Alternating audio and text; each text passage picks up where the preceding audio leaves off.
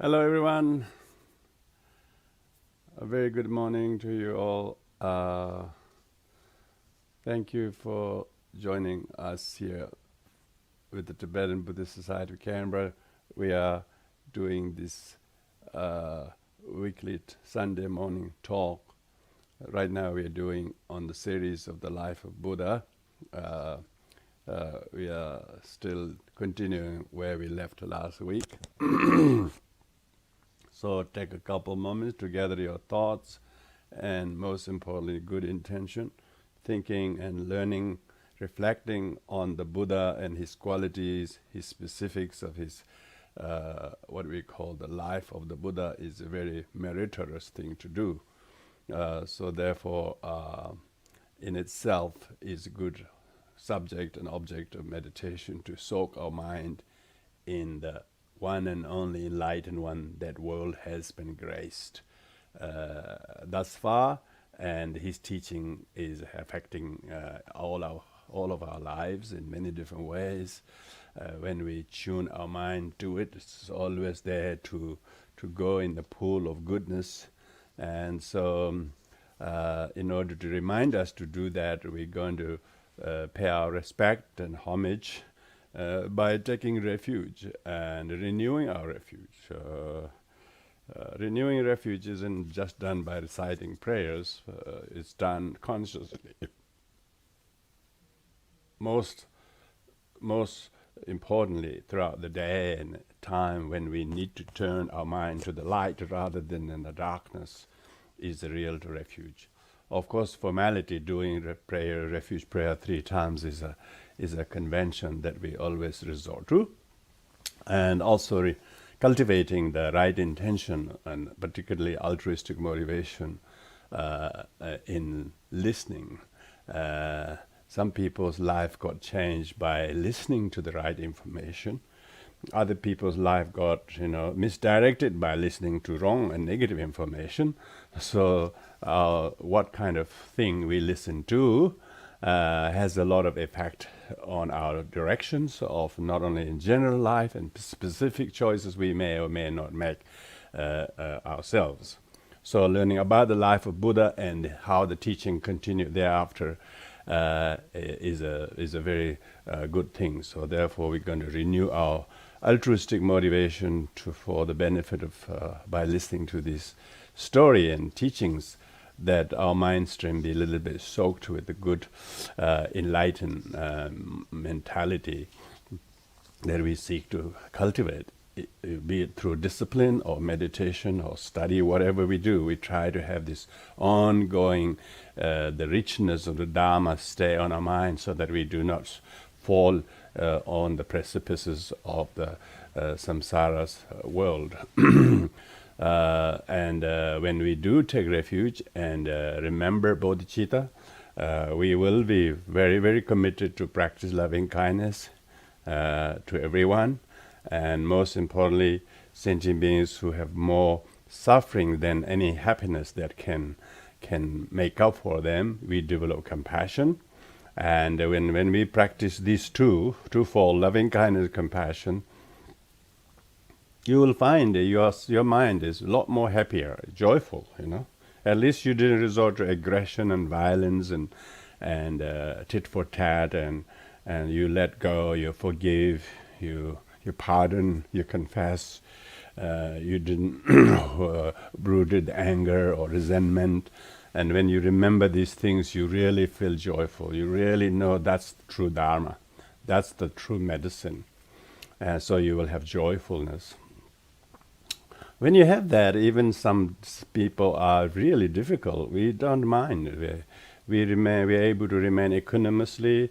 Things will change, then it's not just them. I need to be gentle, I need to be equanimous, I shouldn't react or overreact, and things will change, and usually they do. If we stir up, then things get much more muddled up than they actually are. So equanimity, so these 4 immeasurables, loving kindness, joyfulness, equanimity, we will repair. So most of you know the prayers. Please join your hands at the heart, and we're going to do those prayers first. Oyenda Buddha Dharma Sangha Atere future enlightenment by virtue of Yevendala Ajare Buddha Utruvebye Yenda Buddha Sangha Atere future enlightenment by virtue of Yevendala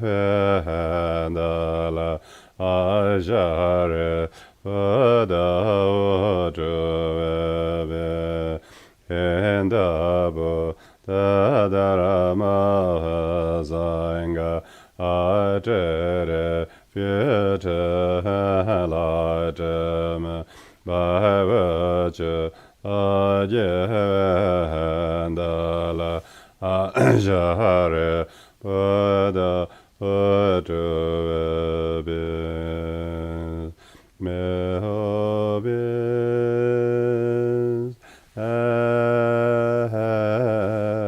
happiness and the cause of happiness. May they be free from suffering and the cause of suffering. May they never part from the happiness that knows no suffering. May they dwell in equanimity, free from attachment and aversion to those near and far. May hobbies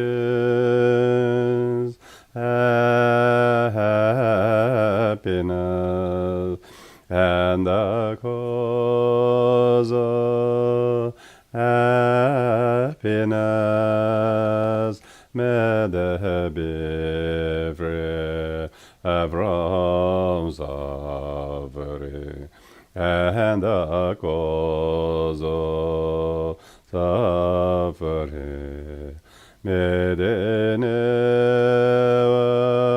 part from the happiness that knows no suffering. May they dwell in equanimity, free from attachment and aversion to those near and far. May hobbies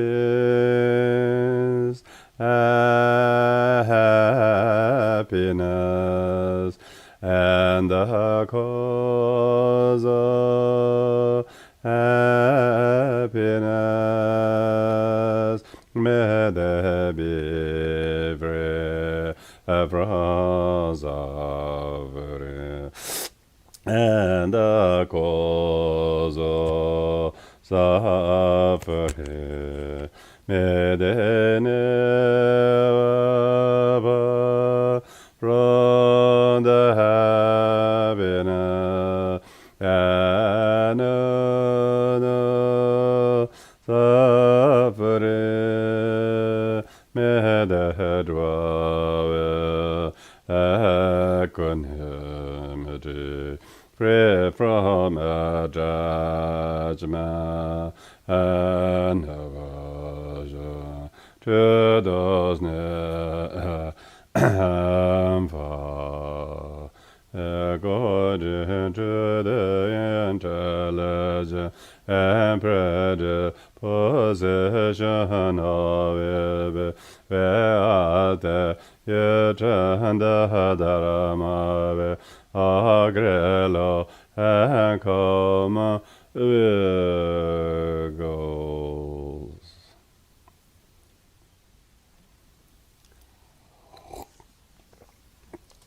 So, welcome back everyone. Most of you are familiar with the procedures here. Those who are joining for the first time, welcome. The Sunday morning talks have certain topics. This time we are doing on series on the life of the Buddha. It is very important that Buddhists know the life of the Buddha, so that the Buddhism doesn't become Lamaism, that Buddhism stays Buddhism because people know about the Buddha. Quite a lot of fragmented small lineages that sprang over the last 6, 7 centuries or 10 centuries, 11th century in the Himalaya, they all become so fragmented in their little own groups. They hardly know about the Buddha, which is quite misleading. So that's why it is very important that we, as a pan-Buddhist, need to know the historicity of the Buddha and his life and his teachings. Then we know how one we all are in following the very teachings of the same Buddha. Otherwise, people think that all the lineages got some unique teachings, Buddha didn't give, which is quite misleading, because I don't think there was any teaching that Buddha left ungiven, He said to have given 84,000 discourses, Yet some of the lineages think they have some unique teachings that Buddha didn't give, whether they got in the dreams or pure visions and things like that, and try to make some kind of reason why they are so unique, and hardly talk even about Buddha. They talk about those supernatural deities who appeared in the dream of one teacher or something like that, and they all get carried away and then get really not understanding the whole pictures of the Buddha itself. So I have had the great benefit of living in Lumbini, the birthplace of Buddha, and so my whole monastic life, 12 years spent in living in Lumbini, where I had the opportunity to witness the pilgrims from flocking to that very desolate, neglected Lumbini, the birthplace of Buddha, but yet it attracts pilgrims from all over the world, from Japan to Thai, crown prince and king, as well as people from Sri Lanka and Bhutan, and America, Vietnam, Cambodia, Ladakh, Mongolia, and China, and Korea, UECs. Everybody come to bow down to the same one and only Buddha. What a wonderful way to see that. And this just opened my mind a lot more than other Tibetans who always think about their lineage, stuck in their own little villages, and hardly know much about the others. And also when they teach the lesson, they always talk about schools and how the others got wrong and our school got right. All this very, very polemical way of teaching the differences in the lineages all the time, which I find very, very unhealthy in this world that is so small now. We need to unite together. We need to listen to His Holiness Dalai Lama's discourse that how we should bring all the world as one family, one humanity. And even His Holiness goes as far as, even with people who don't believe, we should embrace all of them, never mind different religions. And yet Buddhists have to come together under the umbrella of one Buddha. So one best way to do that is people have better understanding of life of the Buddha. We have already done 6 sessions on this topic, and we covered all the historical life of the Buddha itself. Last week we finished by talking about passing away of the Buddha and then dividing of his relics into 8 portions, and then given to different 8 kingdoms of India. So they all contented without major dispute over the holy remains of the Buddha. And And so we left at that.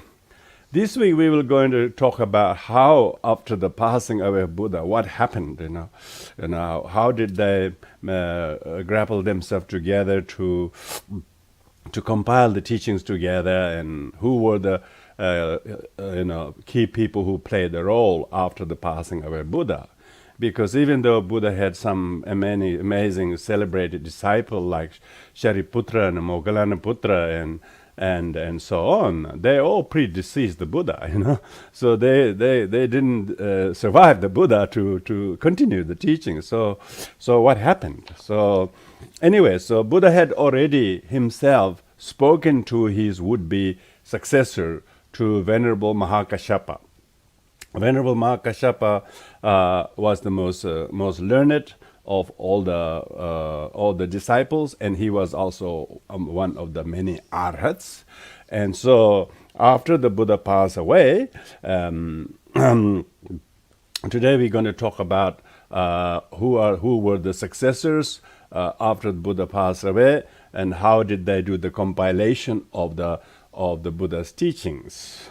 So it is said Mahakashapa, the great successor of Buddha, acknowledged that he has to now head the order on account of his seniority in wisdom and virtues, and also what he have learned after the passing of the Buddha. And because during the passing of the Buddha, many bhikkhus pass away. Many of them just pass away, 80,000 of them passed away when the Buddha passed away. 70,000 passed away when Shariputra passed away, and 18,000, felt that the words of the Blessed One should not be forgotten and vanish like a smoke. So therefore, he said, I must make sure to invite all the senior bhikkhus and arhats who are there, and therefore have the convocation to make sure the teachings are not forgotten.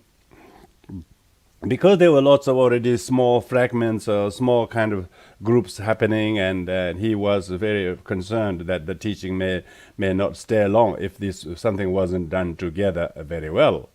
And so then he said, who shall convoke the clergy? And then he straight away thought, who should be involved in doing this convocation? Let it be Venerable Purna. Venerable Purna was one of the senior monks. He thought he would be very good to ask him to beat the gong. Beat the gong. They have a wooden gong in the monasteries. They didn't have those nice Chinese metal gongs. That the Chinese are much better at making the things good. Indians always use the wooden gong. He said, ask the Venerable Purna to strike the gong and assemble the bhikkhus. Purna consented, and then after having entered the state of a deep meditative state, and they start to sort of gather all the sanghas, and then they discover all the sangha has been gathered, and then Kashyapa thought. Venerable Kashyapa thought, who he should ask to recount some of the teachings, teachings, and so he was considering. Kashyapa therefore said that if they had an exception, because they said when they said Ananda, for some reason, Ananda was one among the 500 bhikkhus that are assembled, but they all thought that Ananda has committed quite a few transgressions, and as a result of that, he has failed to attain arhathood. And but nevertheless, Kashyapa didn't want to sort of exclude this. So they say, because this is all happening in Kushinagar. Yeah, Kushinagar is where Buddha passed away. And then they say, where should we convoke? Where should the convocation be held? And who should be invited? And so on. So they all invited everyone, and about those were most senior 500 bhikkhus. And arhats, by the way, they were all arhats. But they realized that Ananda has not reached arhathood yet. And so that meant Ananda has to be excluded. Ananda has to be excluded. They say, oh, where shall we have the convocation? They say we should have various people recommended various places. Finally, Kashyapa said, oh, we should go to Magadha, King Ajatasattu is the, one of the biggest recent converts, having now given up his friendship with the Devadatta, and the Ajatasattu will be able to offer all the needs of the 500 bhikkhus and so on, and then the Venerable Kashyapa thought maybe we can invite Ananda to bring water for us. They thought he can bring him as a servant, so that Ananda doesn't get excluded. So he said, can we, by the way, can I invite Ananda so that he can help to bring water for us while we're having the convocations? And the bhikshus sort of kept quiet, they couldn't resist. They didn't want to rebel, so no, because yet it was really funny thing going on. Ananda, and anyway, so Kashyapa said that if they made an exception in Ananda's favor, the other bhikkhus who had something to do with the Blessed One would be angered. They thought, because he thought that, if they gave a special treatment to Ananda because Buddha's cousin, they still all cranky that Ananda made many mistakes. And if he had asked the Buddha to live long, Buddha would have lived long, but he never asked it. He's just damn it, They were blaming him, when someone dies in the family, they always blame somebody, don't they? So poor Ananda got all the bashing. And they wanted to have this most important convocation of the Buddha's passing away, and most wanted to exclude Ananda. Can you believe that? It sounds very samsaric, doesn't it? Anyways, Kashyapa was very skillful, so he was able to say that, oh, maybe at least we can bring Ananda just to help us bring water. Everybody nodded their head. Oh, that will be okay. It's still good to bring water. And then one moment also, Venerable Kashyapa inadvertently called Ananda a boy. And then Ananda said, "Look, I have gray hairs on my head. You still think I'm a little boy?" and Ananda got, because Ananda was relatively young, because Ananda was born on Buddha's day of enlightenment. So when Buddha passed away in 81. So if you minus the 35 from 81, he was in his 40s. He was in late 40s, still calling him a boy. So they were, because all the young bhikkhus are always treated with this kind of thing. So he said, "Look, Venerable, I have gray hair on my head, and you're calling me a boy." On top of all this blaming that is occurring to Ananda, they're calling him a boy, and he just can't stand. And then somebody said, "Oh, you shouldn't speak to Venerable Kashyapa like that." So they're all correcting each other, Anyway, so then finally the bhikshus sanctioned the inclusion of Ananda, even though he's yet to be arhat, at least as an attendant for the other seniors. He can come along to the convocation to bring water. And then they said, "Ananda, you go ahead of everyone else. Go to Rajgriha and tell King Ajatasattu to make all the necessary preparation for that." And then so Ananda went, because they think Ananda still have to walk on foot, unlike all the arhats who can just fly, They all have their... So Ananda hasn't got enlightened yet, so he has to go on foot, He said, "You go ahead because you still have to do your bit, we can come in our jet." So Kashyapa told him the intention that there will be 500 senior bhikkhus who are well versed in sutras and Vinaya and Abhidharma, and the king would need to make all the necessary preparation for when they arrive. And so in the meantime, king has chosen a special place they go to. They call Pipala Cave. Pipala Cave. There's actually a big cave there. They think that's the place where the convocation was held. In any case, soon all the 500 bhikshus is assembled there. Kashyapa requested Aniruddha to examine if any of the 500 was still subject to defilements such as desire and anger and ignorance and jealousy and so on. And so it's like check when anybody's still infected or not. Is there any infected ones among the 500? And Aniruddha go and do the swab test, give swab test all the 500, and they discovered Ananda still is infected. Can you believe that? And then they were all then because they couldn't have the convocation because they have to have everybody free of infections. So Ananda wasn't just to bring the water; he has to be part of it, and he can't attend it, do anything as infected ones. So then they highlighted.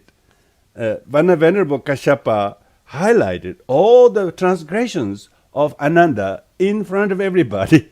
in front of everybody. I wouldn't go through all of them, just few of them. One of the first is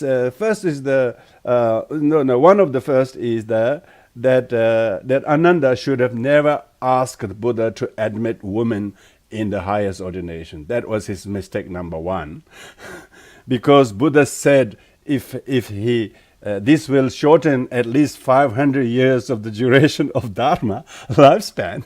But Ananda said, look, I was never thinking of the duration of lifespan. I was thinking the pain of the poor lady, Mahaprajapati Gautami, who has mothered the orphaned prince Siddhartha, and whose mother died, and she did so much hard labor. She suffered a lot of sadness and loss, and she deserved, among many, to be comforted by giving the ordination. I wasn't thinking of anything but just to comfort poor lady suffering. They said, nevertheless, you never thought about the longevity of the doctrine. So you have caused the shortening of the lifespan of the doctrine for 500 years by admitting women. So they blame him. That's mistake number one. Another mistake is he offered the Buddha the muddy water, muddy water. Muddy water. He shouldn't have. Oh, he said, I thought Buddha was very thirsty. And another mistake was Ananda was mending the Buddha's robe, but half of the Buddha's robe was under his feet. He says, that's very disrespectful, You should not have any single part of the Buddha's robe fallen on the ground, let alone put your dirty feet on it. So you are really disrespectful to our enlightened teacher. And also another transgression was people came to see the Buddha's body, and Ananda showed the people to see the Buddha's holy body lying there, and showed the private part of the Buddha's body to the woman, saying how pure a Buddha was a monk, because his private part was completely not visible. But when he pulled it out, it would stretch meters long. And then he let it go. It goes straight in. And he said, that's a terrible, disrespectful thing. No. Ananda said, I was just trying to impress the woman how good a monk Buddha was, because he couldn't see his private part, because he hasn't got even a nipple size. So, quite interesting, isn't it? So they said, you shouldn't have done that to the Buddha. And another mistake was when Buddha said he was going to pass away, Mahakashyapa, you should have requested him to live long for the benefit of sentient beings, because we have so many sentient beings who haven't had this chance to meet the Buddha, and you never asked him to live long when Buddha had every opportunity to live long. And then Ananda said, I was possessed by evil The demons, I should have asked that, shouldn't I? So in any case, to cut the long story short, that Ananda, as Buddha's cousin, and who has attended the Buddha nearly over 25 years or more, they really want him to be part of the convocation, but he had all this. So then Venerable Kashyapa said, look, we have to delay the convocation until Ananda finish the quarantine, finish the quarantine and have another test, and he's totally clean. So Ananda had to go in meditation retreat. He went into very good meditation retreat to purify himself, because he realized he has quite a few absent-mindedness during his term, and this has greatly sort of delayed his attainment of arhathood. And so Ananda was so grief-stricken, but he called to mind that Blessed One has said to him shortly before his death, Ananda, he had said, sorrow not, neither be displeased or afflicted. No matter what difficulties you may face after my passing away, you will take a very strong role under the guidance of none other than Mahakashyapa. He could hear that advice by the Buddha. Thou must turn to the bhikkhu Mahakashyapa. So you should always turn to Mahakashyapa's guidance no matter what. Be patient and do as he shall tell you. So Buddha has given advice to Ananda that no matter what many difficulties you may face, because Buddha foresaw all that, but you should just stay guided by Mahakashyapa and don't go anything, just obey him appropriately. And then Venerable Kashyapa said, weep not, Ananda, thou shalt magnify the law of virtue, thou shalt not bring it low. So he said, you just go and do your quarantine and you'll be fine. So we will wait for you. We'll wait for you. Anyway, so then Aniruddha again said to, go, Ananda, destroy every particle of your passions, become an arhat, but only then you may enter the synod and therefore play a very effective part of the convocation. So Ananda went on to very severe, strong, strict meditation retreat. Ananda thought of his master who had passed away, and his eyes were filled with tears. Was very sad. But he departed from the city. He went to Vaishali, because Vaishali is the place where he asked the Buddha to ordain women. So that was he's become his adopted sort of home seat. So he went there to do his retreat.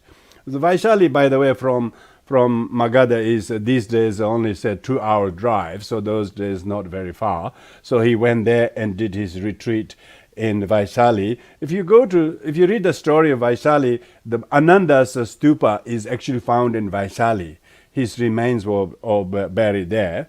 So Ananda now goes to with his attendant Venerable Vajriputra, and then he goes there and does his long retreat. After he has done his retreat and attend, Ananda in the great bliss of his meditation of peace and enjoyment, having become an arhat, then he went back to Rajgriha and then reported to Venerable Kashyapa and his 500 other compatriots. They're saying, now I am clean. There's no infection left in me. I'm ready to come and assist you. And then Kashyapa said to the bhikshu, sirs, whereas hereafter bhikshus may be oblivious and ignorant or weak, but not be able to understand the sutras, Vinaya, Abhidharma, because there are no sutras or gathas. Therefore, in the fore upon the gathas, the sutras will be recited. So in the afternoon, then they discuss who can do which of the collecting of the teachings. So as a result of them discussing, they realized the sutras or the discourses of the Buddha should be asked to Ananda, because Ananda has spent longest duration consistently in attending to the Buddha, and he heard most of the discourses from the Buddha. And therefore we should ask now Ananda to recite the sutras. We should ask Upali the barber to recite all the rules, all the monastic codes of Vinaya. And then he said, I will recite all the metaphysical teachings on Abhidharma. So in this way, then they in that very location where they have the convocation, then all of the monks have three-piece clothing, three-piece Dharma robes, yeah? And all of their upper Dharma robe were put on the floor, one top of each other. There are 500 Dharma robes, all piled one of this. 500 will be quite high, yeah? So that became the original throne of the Dharma teacher. Dharma teacher. So now he had the respect of all of the 500 others. So he set Ananda, mounted on this throne, and then he became the first recounter of the sutra. And then Mahakashyapa said, now this is the venerable Ananda. Now Ananda is a arhat, he's not just a bhikkhu. He's a fully realized arhat. Ask him to recount the sutra. So what I'm going to do is among all the sutras, there are many discourses of the Buddha, and some of them are discourses related with the Vinaya, others Abhidharma, but there are many other discourses. So all of the discourses Ananda recited began with the first sutra, first discourse. The first discourse is discourse of the spinning the wheel of Dharma, Dharma Chakra Parivartana Sutra. Yeah, that was the actual discourse Buddha gave in Varanasi. So I'm going to read that sutra to you because it is this week we just celebrated the Buddha's turning the wheel of Dharma, and that sutra goes like this. So the Ananda is the one who first uttered the word, "Thus I have heard." Evam Maya Sutram. So this means that he actually heard not a heresy from second person or third person. He himself was there. He himself was present, and therefore he himself remembered every word for word, because he has attained arahathood. Now he has the art of non-forgetfulness, every word. Only thing he add at the beginning is the kind of a prologue, where it was, when it was, who was present, and what caused the actual discourse. So it goes like this. Thus I've heard at one time, the Buddha was residing in the what we call the Risipatana. Risipatana is the site of the sagely descent. It's called Risipatana, is the Sanskrit name, in the region of Varanasi. It was from there that the Bhagavan called out and then bestowed teaching upon the 5 mendicants, saying thus: O seekers of virtue, one who is spiritually transcendent should not abide in these following 2 extremes. So this is the teaching talking about the not falling into the 2 extremes, the middle way, not falling into extreme way. In the case of those who are full of wants and obsessed with the hedonism, they will become unseemly and low, while those who wrongly praise the suffering connected with the fatigue and bodily asceticism, this is the self-mortification, yeah? Because ordinary individuals are steeped in meaninglessness, are by that thereby steeped in meaninglessness themselves. All seekers of virtue, these are the extremes of the 2 extremes. This is these 2 extremes of extreme pleasure or extreme self-mortification. And one should not become involved in either of these 2. The middle way is taught by the Tathagata, the manifestly complete Buddha. it genuinely leads to the activation of insight, activation of wisdom, activation of serenity, lucid understanding, authentic comprehension, and ultimately nirvana. O seekers of virtue, what is the middle way taught by the Tathagata? It is that which genuinely leads to the cultivation of insight, cultivation of wisdom, cultivation of serenity, lucid understanding, authentic awareness, and peace. The middle way is the Eightfold Path. And as for those, these are right view, right thought, right speech, right action, right livelihood, right right effort, right mindfulness, and right meditation. So here, it is in the first sermon that Buddha talked about Eightfold Path.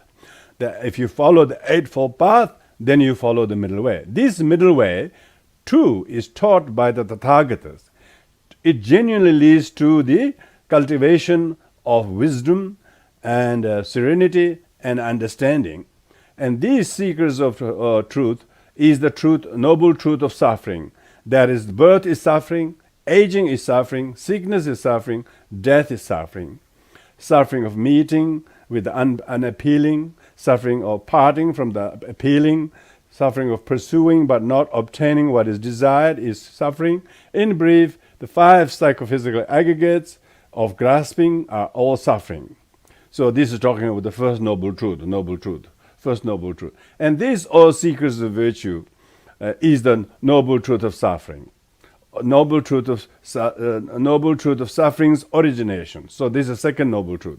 That is, all that which constitute arising from craving, fixation to pleasure, and enthrallment with this and that, namely craving of attachment, craving for cyclic existence, and craving for separation from cyclic existence.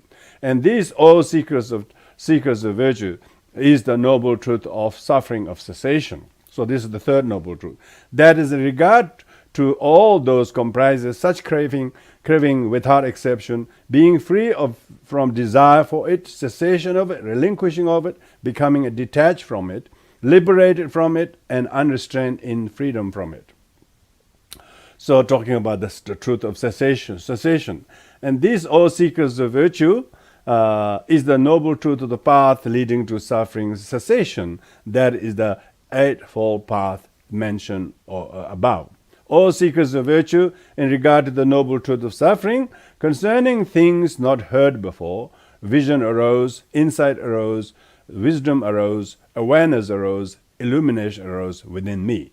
So Buddha is talking how himself realized this. Moreover, the noble truth of suffering, all seekers of truth, must be comprehensively understood. So the noble truth of suffering must be understood, not only that it is pervasive, but it is also really don't exist in you ultimately.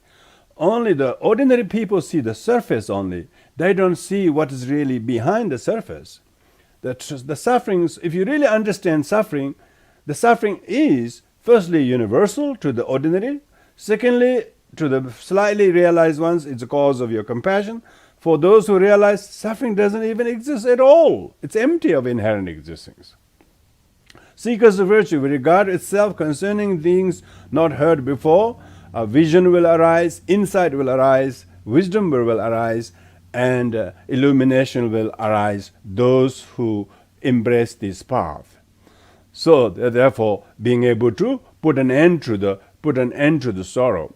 In regard to the truth of the sufferings of origin, all seekers of virtue, concerning things not heard before, the origin of suffering must be fully eradicated. So that's the second noble truth, is the origin of suffering must be recognized and eradicated. Like in Ananda case, he has to get rid of them. All seekers of virtue, in regard to in this self, concerning things not heard before, vision will arise, insight will arise, wisdom will arise, awareness will arise, as well as illumination will arise with those who are able to abandon the true origin of the sorrow. The true origin of sorrow is one's own action and one's own affliction. It's not so true origin of sorrow, not other people or other people's supposed or alleged wrongdoing. It's one's own action, of thoughts, words, and deeds, and as well as affliction under the sway of which one performs them. So, in regard to the noble truth of the suffering's cessation, cessation must be actualized. Yeah, one must realize the actual suffering, the cessation of it, and if one is able to actualize the cessation, so actualization is the result of the fourth noble truth. In regard to the noble truth of suffering cessation, all seekers of truth, they come about as a result of following the noble truth of the path. So by following the noble truth of the path, as enumerated before, whether we look at the Eightfold Path in terms of Four Noble Truths, in terms of 12 links of interdependent origination, or not, all the following of the path accordingly will enable oneself to, by practicing the fourth noble truth, will enable ones to realize the third noble truth. All seekers of virtue. In this way, the wisdom of Four Noble Truth in their enumerated three phases. So usually they list the three, and then they talk about the nature of the Four Noble Truth, and the activities of the Four Noble Truth, and result of the Four Noble Truth. So in this way, there are 12 modes of teaching the Four Noble Truths. It's extremely pure. In this manner, all seekers of virtue, I, having manifestly perfect awakened enlightenment, Buddhahood, realize them one by one. And this wisdom I did come to behold. I attain unprecedented liberation, having leaving nothing behind, without again grasping at conditioned existence as a truly existing. There is nothing whatsoever to grasp to. In this way, the Buddha said, Bhagavan, having bestowed his teaching in these words, the fivefold group, the monks, spiritual mendicants, were deeply overjoyed at what they have heard. As soon as the transmission had been taught, the Venerable Kaudinya gave rise to the dust-free, stainless Dharma eye, meaning he attained the Arhathood. All things harvest light, which begin are things which will end. Bhagavan, having mightily turned spin the wheel of Dharma in motion, gods of the earth proclaimed following announcement of praise: that which has not been able to be turned by anyone, whether spiritual contemplatives, priests, gods, demons, almighty gods, or anyone else in the universe, unsurpassed wheel of Dharma, which has gone unturned, has been powerfully turned by the Bhagavan after residing in the grove of Risipatana in the region of Varanasi. So the god went and proclaimed everywhere that Buddha has now set the wheel of Dharma in motion. Thereupon, having heard the uproar of earthly gods and the gods in the heavens of the four great kings, they proclaimed the announcement: that which has not been able to be turned by anyone, whether spiritual contemplatives and so on, which has gone unturned, has been powerfully turned by the fully enlightened one residing in Risipatana in the region of Varanasi. So this, therefore, each of the gods proclaimed, and then one former above the gods, above them gods also got heard, and so everybody now having heard the great event that came from the turning the wheel of Dharma. So upon having heard the joyous outcome, so all the six Desirem gods, lower one informed the one above, and one above the above, and all of this, finally, all the six Desirem gods all heard the teachings of the Buddha. The Kaudinya, who was the first one to realize, Kaudinya is one who understands it all. Kaudinya is the one who became the first seer of the four truths, as Buddha taught. So when we say noble truth, is Kaudinya thus understood everything what the Buddha said, having achieved the same. His name Kaudinya is sometimes called all understanding Kaudinya. So because of Kaudinya was the first of the five mendicants who realized. Then others also did realize in a gradual phase.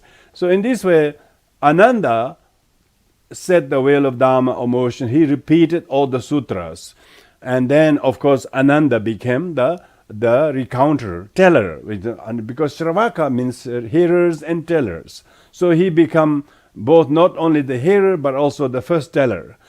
First teller of the sutras was Ananda. And once Ananda has finished all the sutra, then came the role of the Venerable Upali. Venerable Upali, who's the barber, did all talk about all the monastic codes. So we won't go into the detail like that. And then likewise, Mahakashyapa himself did tell the story of all the story told about the teachings of the what we call the Abhidharma. So these three, Sutra Pitaka and Vinaya Pitaka and Abhidharma Pitaka, these three are called Tripitaka. Tripitaka means collection of three baskets. So baskets of teaching on discourses, Sutra Pitaka, and baskets of teaching on the monastic codes of ethics, when mainly called Vinaya Pitaka, and then collection of teaching that is mainly metaphysical, on psychology, on various meditation subjects, and all of those were compiled by Venerable Mahakashyapa himself. So that become Abhidharma Pitaka. So this Tripitaka is the name of the Buddhist canon. In Theravadan tradition, they have Tripitaka, maybe about 40 volumes, and the other Buddhist tradition has a similar number, even much more than that, because they also include the commentaries by subsequent Indian teachers. In this way, all the teachings were compiled together, and King Ajatasattu became the benefactor of that, and so Venerable Mahakashyapa succeeded to that was his great legacy, was to compile all the teachings, standardize the teachings. But even then, I think there was no written form of the text. It was all memory, because there's those days everyone becoming was arhats in no time, So anyway, so Venerable Mahakashyapa then has told Ananda to become his successor. So Ananda became his successor. Then Ananda passed his role, and then he passed over to Venerable Shanavasin. Venerable Shanavasin passed to Venerable Upagupta. Upagupta passed away to Ditika, Venerable Ditika. That's the fifth. And sixth one was Venerable Krishna, and the seventh one is called Venerable Sudarshana. So there were 7 patriarchs during the first 120 years after the Buddha passed away, during which all the teachings, particularly the Venerable Shanavasin, was the one who had a great legacy to spread Dharma in Kashmir. Kashmir in the old days, Kashmir was very Buddhist, very Buddhist. This is very early in the. We were talking about what we are talking just now is we are talking about 400 BC, 400 BC, and then when Buddhism spread in 300 BC to Kashmir.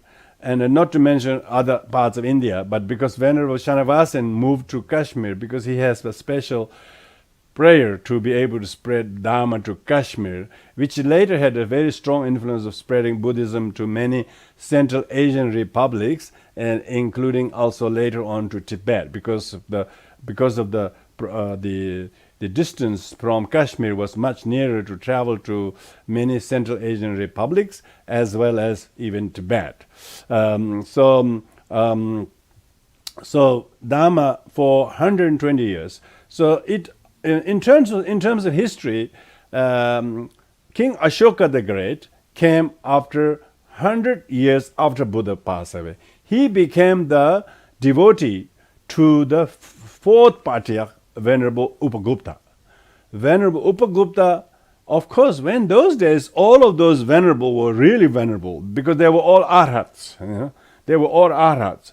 They could show amazing, unthinkable miracles that even Buddha did not sort of show himself. But those arhats were able to do all sorts of things, and their followers were so many, into thousands, and they spread the Dharma merely by showing their magical feats and various spiritual, supernatural powers. So anyway, King Ashoka was a very ruthless monarch. Most monarchs are ruthless. He was probably more ruthless than anybody else.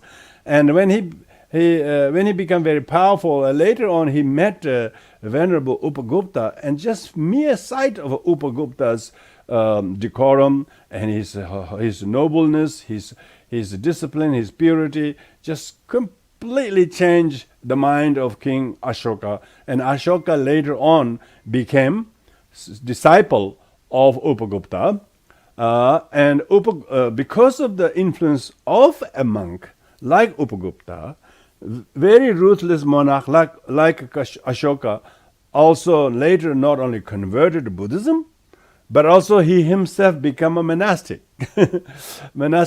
And not only that, both his son Mahinda and his daughter became very influential to spread Dharma in Sri Lanka. Sri Lanka. So we're talking about how Dharma was influenced, Buddhism was influenced by people and kings and monks, and how the preceptor and the benefactor, spiritual preceptor and the benefactor work hand in hand to make the Dharma to spread. So Indian subcontinent, the first couple of 100 years, because all the upholders of the Dharmas were all what we call arhats, and they were mainly, basically all of the people who became the disciple took ordination. Basically it was a monastic order. So Buddhism was started as a monastic order, and it actually have stayed very, very, very, very central to Buddhism, was very monastic, except about 400 AD. About 400 AD, then there came about the rise of Mahayana Buddhism, because there were a lot of fractures within the Sangha, depending to how strict or how relaxed we should be about some of the vows, because there were a lot of controversy and argument even during the Buddha, when Devadatta said they should modify the rules because they were too relaxed. Others said no, they were too strict or whatever. So there were lots of these various factions, whether one should keep salt more than for one meal, or whether one can keep salt, things like that. They were all saying, oh, it's infraction, he's keeping salt between his two fingers. Some monks were walking, he finished his meal, but he's still holding some salt between two fingers. They say, oh, that's an infraction. So there were a lot of very nitpicking about minor. So in this way, whole Buddhism later on about 400 AD fractured into 18 Nikaya schools. 18 different schools we call Nikaya. They were all not philosophically that different. So philosophically they all adhere to the Three Ratna, refuge in the Triple Gem, and 3 seals of Dharma, 4 noble truths, 8-fold path, 12 links of interdependent origination. They don't have any argument with following that. But the monastics were saying who is true to this Vinaya and who is not true to the Vinaya. So they have all kind of interpretation. They end up having 18 schools. And among them, one of them is Mahasangika. Mahasangika is later on became the Mahayana kind of version of it. So they realized Buddhism was really strongly a kind of a monastic order. It was appealing only to the few people who had the good kind of inclination to become a monastic.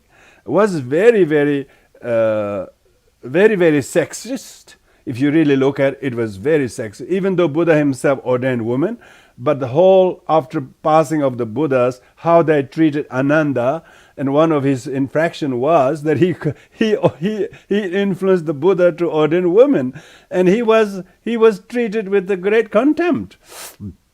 And so it was even though during the first few hundred years there were a lot of a lot of female arhats and so on. But still, it became a really a strong force that was divided on the basis of very specific argument about the nitty-gritty details of the Vinaya. So the 18 Nikaya schools are all different Vinaya schools, arguing who is more strict, who is more authentic to the teaching, who is adapting according to the geography or location or climate and so on. Because if you look at it, some of the vows, for instance, you can see all the Theravadan monks are keeping their shoulders bare, particularly females' bare shoulder doesn't really look good, in the modern, you're supposed to be covered to be as modest as possible by showing the bare shoulder, So, but when the Buddhism spread to other countries or other geographical locations where the weather was really cold, like Kashmir and so on, and Tibet and so on, of course the Vinaya had to adapt it. Some of the rules has to be adapted. So the 18 Nikaya school was simply Vinaya sub-schools, nothing to do with philosophical to a larger degree. So in this way, what's a very interesting thing is about around the 4th century, but actually some people would argue much earlier that because Nagarjuna came in 2nd century AD, So 2nd century AD, Nagarjuna is considered to be one of the great promulgators of Mahayana Buddhism. Of course, teaching itself was there, but how much it was surfaced and became popularized outside is more. Outside is the question. Because Buddhism was largely a monastic tradition, it mainly favored the took precedent over the other practices, mainly for the monastic. Lay people were mainly providers of the lineage as benefactors and so on. But the Mahasangika school not only demanded that rules need to be relaxed, and at the same time that inclusion of lay practitioners as well. So because Ananda himself asked in one of the encounter with the Sanghas, what was the Buddha's description of Sanghas? And Ananda said, Sangha need 4 members. And the 4 members are bhikkhus, bhikkhunis, and then laymen, laywomen, Laymen and laywomen were considered mainly as devotees and providers, And maybe they can only practice as providers because they're otherwise tainted to be practitioners. They have desire, they have family, they have wealth, they make money, and they engage in all kinds of profession that makes profit and so on, and they were not really accordingly. So even though the 4 members of Sanghas are considered to be bhikkhu, bhikkhunis, and laymen and laywomen, but laymen and laywomen was only treated more as the providers to the bhikkhu and bhikkhunis. In this way, they provided temporal and material needs of the Sangha, and Sangha provided spiritual needs of the laity. So that was the kind of attitude until the 4th century arising of the Mahayana schools. So in this way, what we see is around the passing away of the Buddha, Venerable Mahakashyapa had to negotiate how best that the Dharma should be ensured. It is said during those first few hundred years, all the monastics were arhats, and they all had the art of non-forgetfulness. They can remember every word for word of the sutras and Vinaya, but they always have to do fortnightly reciting. Fortnightly, they always have to gather together, particularly the monastics, and they have to get at least the senior abbot to recite particularly some of the Vinayas. They need to hear the Vinaya Sutra, particular discourse on the Vinaya every fortnight. So because they were hearing the Vinaya from the seniors and the young ones always listening to them, the discourses never were actually original teachings of anyone speaking like these days Dharma teachers give. They always were going for word what was the sutra, and they were always going over the sutras. So in the Theravada Pratimoksha, the Tripitaka, you will see 3 versions of those discourses. the short version, middle version, and longer version. And most of those sutras are very beautiful. I shouldn't say most. All of them sutras are very beautiful because they're all related with Buddha and who came to what, who came to see the Buddha when, and what problem they brought about, and what answers Buddha gave to them. And all the teachings were mainly to do with the story. And the story is all the sutras is a story, like the Kisa Gotami Sutra, Angulimala Sutra, Meeting Between Father and Son Sutra. All the sutras are related with the life of Buddha and interaction between him and his disciples. And therefore, the life of Buddha is crucial in legitimizing Buddhism. When people are knowing very little about the life of the Buddha and the discourses Buddha gave to whom, on what occasion, or the Dhammapada, for instance. Dhammapada is just one small example of collection of Buddha sayings. But these collection of sayings were said by the Buddha on different occasions. Every verse of the Dhammapada has a story. That story is connected with life of the Buddha and the people who he came to see him. Beautiful, So there is Dhammapada. All Buddhists should study Dhammapada, and the Dhammapada's commentary that has each of the verse has a commentary and a story that goes with that. And these will therefore inform people to know a lot about the life of the Buddha and his teachings. And then Buddhism, after say 300 years AD, then of course totally some people translated them from Pali to Sinhalese, or Pali to Thai, or whatever other languages. And in Tibetan Buddhism, we actually have all the Dhammapada sutras also in Tibetan Buddhism too. But they were dispersed. Tibetan Buddhist Mahayana collection of the text is very dispersed because the number of the texts we have is three, four times more than the Theravadins have. Because Theravadins have their version and they wouldn't accept the Mahayana versions of it. But Mahayana versions are not contrary to the Theravadan versions. But Theravadan versions are much more condensed and much original, I must say that. They're much more original. They don't have many kind of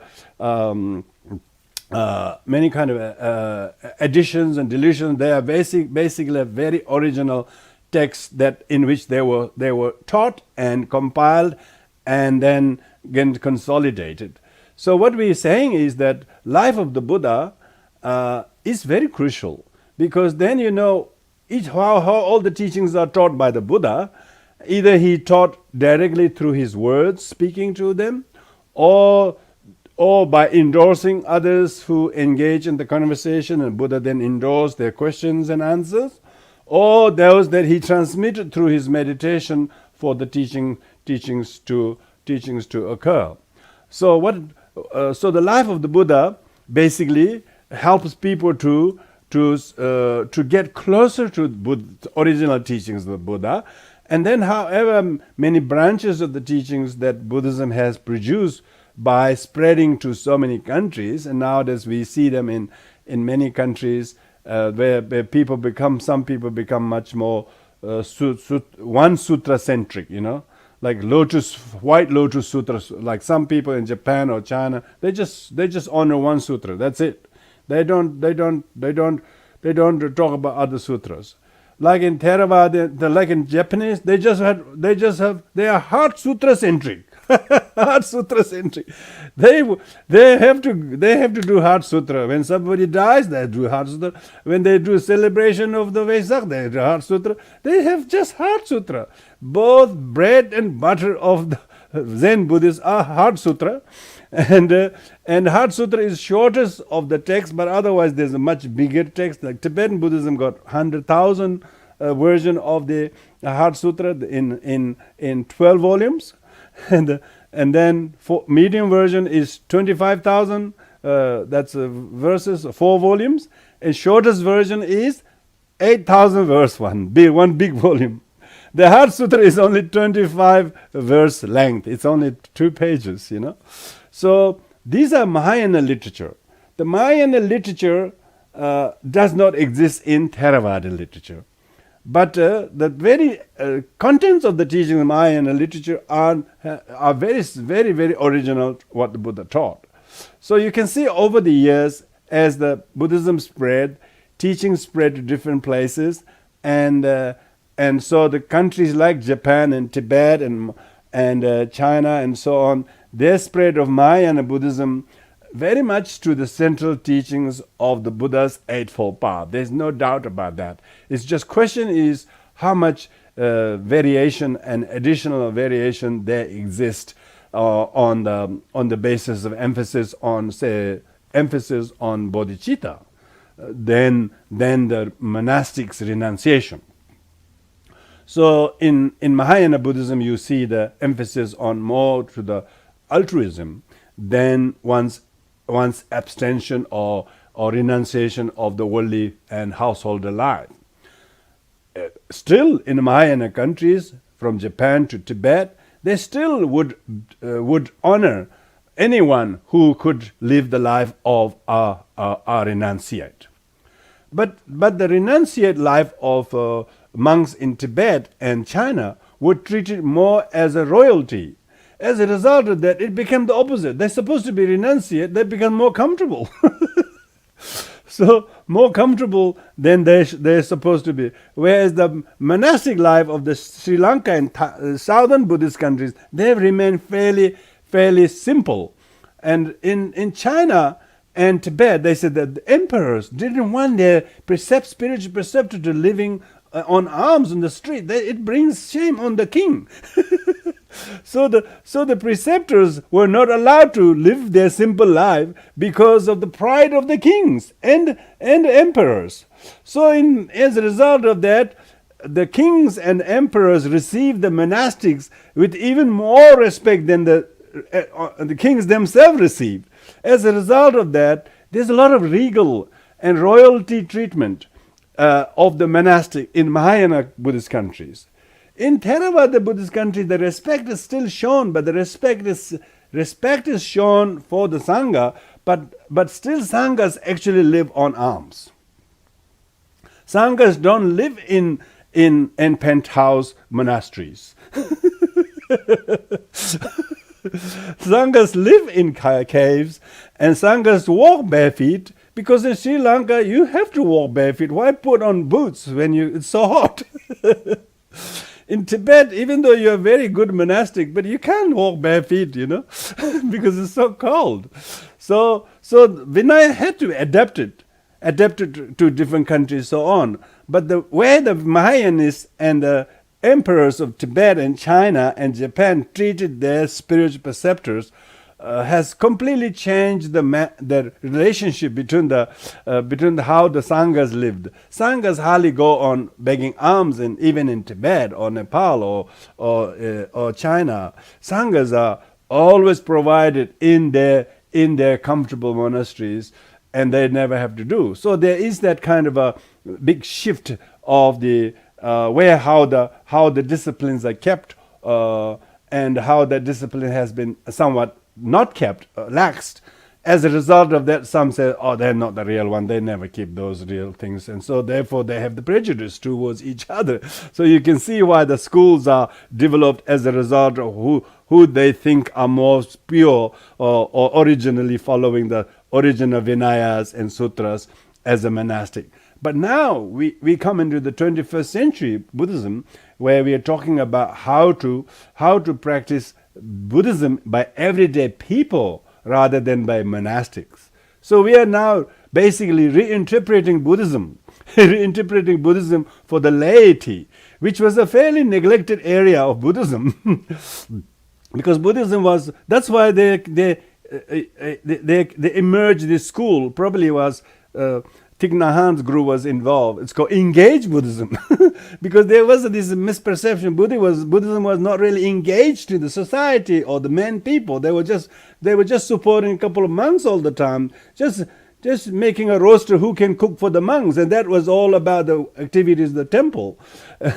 There wasn't any activity that the Buddhist groups were doing in the society, like hospital or feeding the poor or educating the orphans, or very little of that was really happening. Socially, not so engaged, because they were all basically renouncing the society. See, monasticism was basically renouncing the society. Now that was and is still the main focus of traditional Buddhist. But now in the 21st century, there is a very, very strong call, maybe advocated indirectly by His Holiness Dalai Lama, having Buddhists to be working, rubbing shoulders with the scientists, and if scientists can find fault in Buddhism, Buddhism need to be changed. All this kind of amazing, kind of a revolutionary idea is, of course, forcing Buddhism to be reinterpreted to the contemporary peoples, how life of Buddha's teaching should be now reinterpreted as an adapted practice in our everyday life in today's world. So that's what we're going to stop here today. Any of you have few comments or questions, you're most welcome to do before we conclude, in the chat box if you have. Please do that before we finish. So we will have one more session next week on the same topic. After that we'll move on a new topic.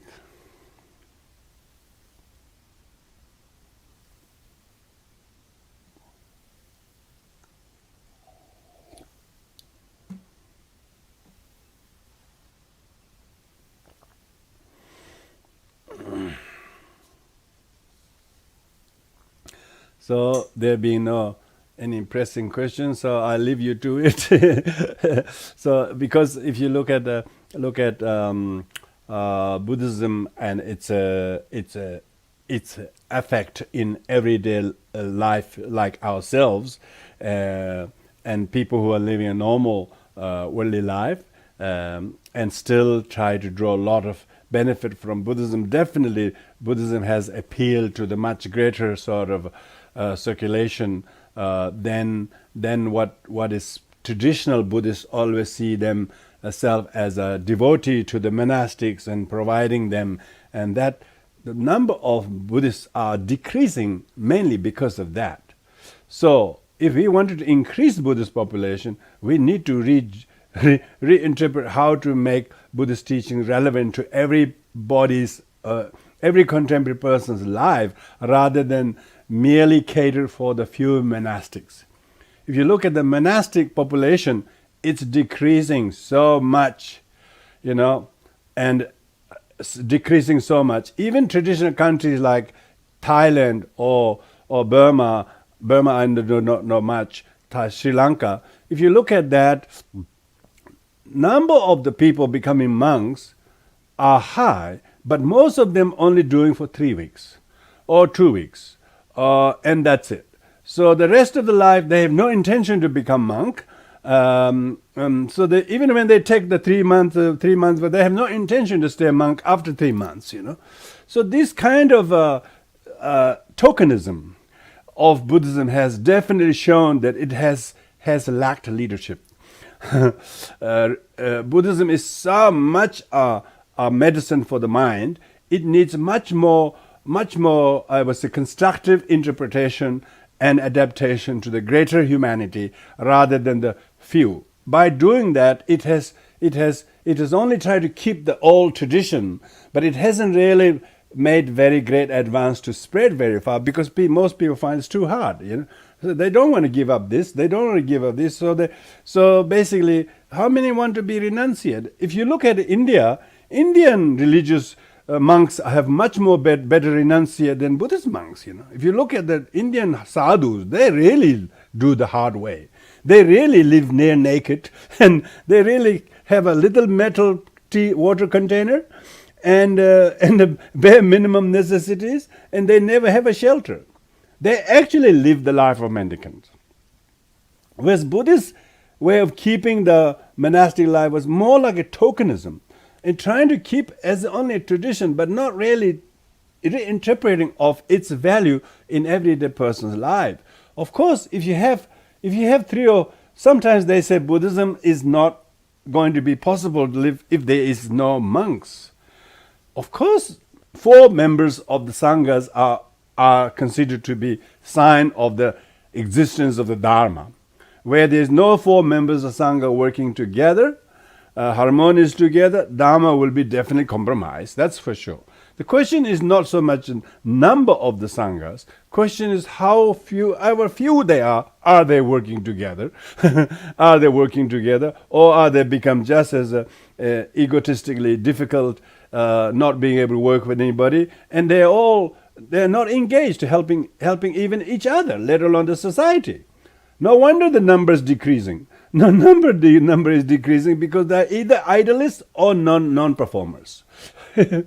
So middle way is not either of these two. It shouldn't be idealists and non-performers. It should be middle way. So that's why in Tibet in 11th century, when Buddhism was standardized, the king made a ruling that we will allow lay sangha as well as ordained sangha. And the lay sangha was very much the original idea of Ananda, saying the layman and laywoman shouldn't be treated as layman, as the Western connotation of the English word layman means uneducated, they don't know anything like that. But doesn't mean that. Layman, layperson, laity could be just as educated in Dharma. Nowadays, every layman and laywoman are very educated. Everybody is literate. If you give them a Dharma book, they'll read in 3 days.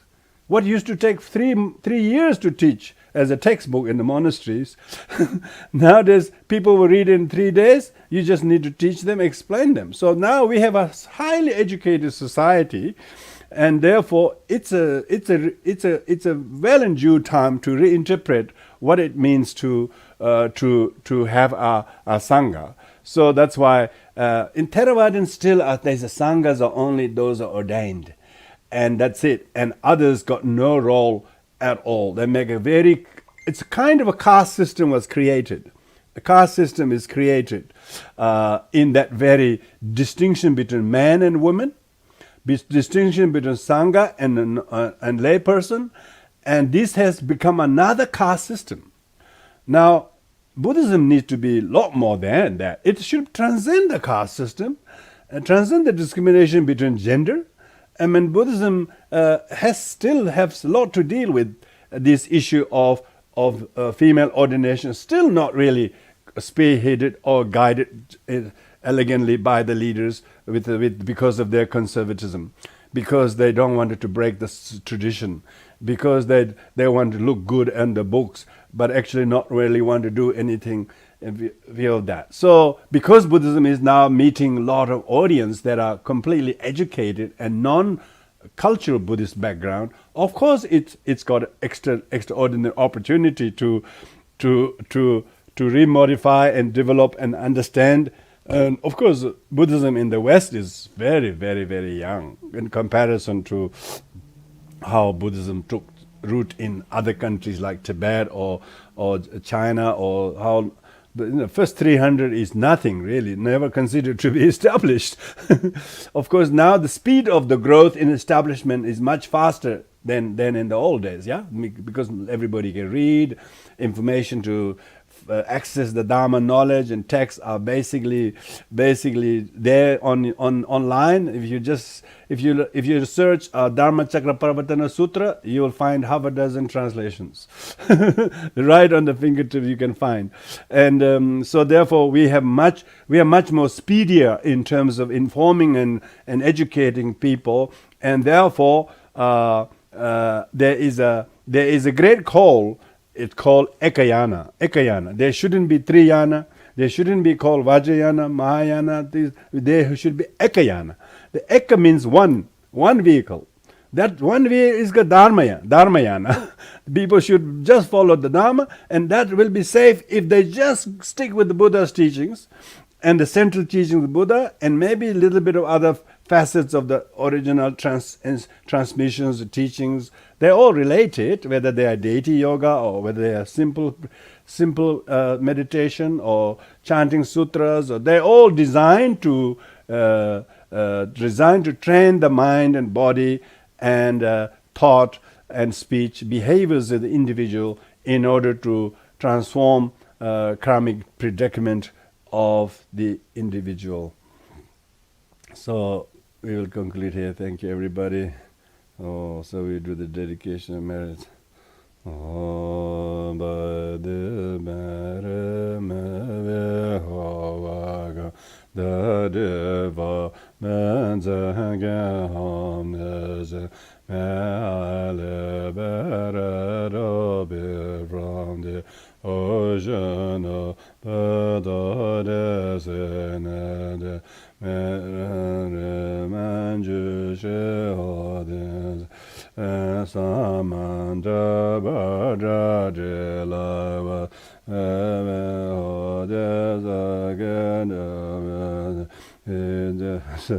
lost the text there. So that I've lost. I'll say that in Tibetan. Chanju sem jorim boje ma je ba na je juro je ba nya ba me ba kone gonde be wa jo jam ba we je daran jem ba da kondo sam de yan de jen de da kun je zo da lo Gewan de da danje radu.